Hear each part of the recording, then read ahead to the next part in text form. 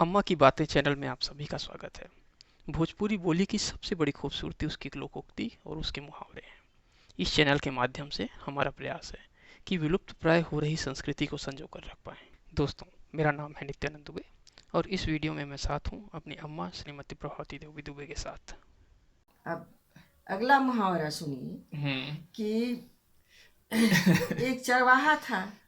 नहीं नहीं, पहले मुहावरा बताइए, पहले मुहावरा बताइए।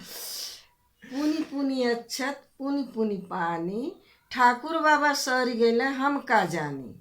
अच्छा। तो एक चरवाहा था। उसके मन में आया कि चलो हमें भी कथा वथा करवानी चाहिए ठाकुर जी की, कुछ दान पुण्य करना चाहिए। तो उसने क्या किया, कहा कि चलो हम सत्यनारायण भगवान की कथा करवाते हैं। तो वो गया पंडित जी घर, उनको निमंत्रण देने की, पंडित जी आज हमारे यहाँ कथा है, आप आइए और कथा वाँचिए, पढ़िए। तो पंडित जी बोले ठीक है, एक काम करो, मैं नहा धो करके आता हूँ, तब तक तुम मेरी झोली को ले करके चलो जिसमें सत्यनारायण भगवान हैं। तो चरवाहा बड़ा खुश हुआ कि पंडित जी इतना बढ़िया काम हमको दिए, भगवान को हमारे हाथ से हमारे घर तक ले जाने के लिए। तो वो अपना नाचते कूदते जा रहा था खुशी के मारे। तो उसमें से ठाकुर जी कहीं गिर गए और गुम गए। अब उसके मन में ये आया कि अगर ठाकुर जी गुम गए तो पंडित जी हमको क्या कहेंगे। तो एक बढ़िया पकी हुई जामुन था, उसको उसने उठाया और उसी ठाकुर जी के स्थान पर रख लिया।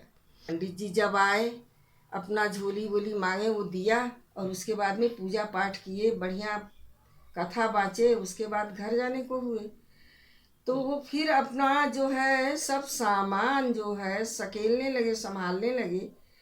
तो देख रहे हैं कि ठाकुर जी उनको नरम नरम दिख रहे हैं। तो वो उस चरवाहे से बोले हाँ। कि भैया ये ठाकुर जी नरम नरम नरम नरम कैसे हो गए? कैसे हो गए, क्यों दिख रहे हैं। तब वो चरवाहा बोला कि पंडित जी मैं क्या करूं, अरे बार बार जो है आप वहाँ पे अच्छा वहां चढ़ा पर रहे हैं, अक्षत और पानी जल चढ़ा रहे हैं। चढ़ा रहे हैं, तो ठाकुर जी तो नरम हो ही जाएंगे। तो चरवाहा बोला कि पंडित जी पुनी पुनी अक्षत पुनी पुनी पानी, और ठाकुर बाबा सर गेल तो हम का जानी। तो मतलब उसने अपनी चोरी बताई नहीं और उसके बदले बहुत अच्छा से बहाना बना करके। कि बार बार आप ठाकुर जी पर अक्षत चढ़ाते हैं, जल चढ़ाते हैं, इसलिए ठाकुर जी हैं हाँ, जो तो सड़ गए, अपनी गलती नरम हो सामने वाले के गए। कंधे पे डाल दी है। ये है आज का मुहावरा। चलिए ठीक है। तो अगला कौन सा मुहावरा है आपके पास? अगला मुहावरा है, ये तो थोड़ा छोटे स्तर का है लेकिन फिर भी अच्छा है।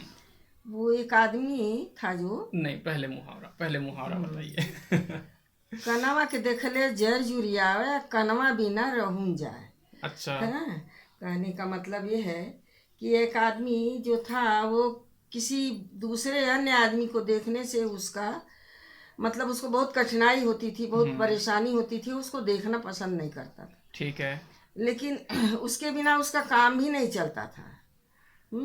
तो इसलिए वो बहुत परेशान रहता था कि अब क्या करें। लेकिन वही है कि कनवा देख ले जर जुर आवे, कनवा बिना रहूं हाँ, जाए उसके मतलब ये है कि अगर किसी से आपका काम निकलता है, अगर आपसे उसको पसंद नहीं करते तो भी उसके साथ तो आपको चलाना पड़ता है, चलाना ही निभाना पड़ता पड़ता है। है।